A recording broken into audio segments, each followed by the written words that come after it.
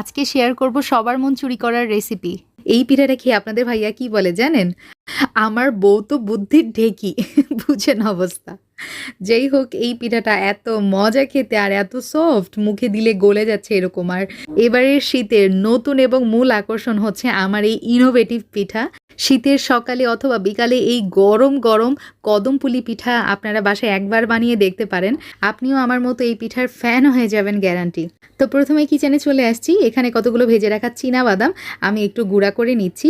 আর এখন একটা চুলাতে তুলে দিয়েছি কড়াই। তাতে নিয়ে নিলাম 1 কাপ পরিমাণ কোরানো নারিকেল এবং গুড় নিয়ে নিলাম 1/2 কাপ পরিমাণ।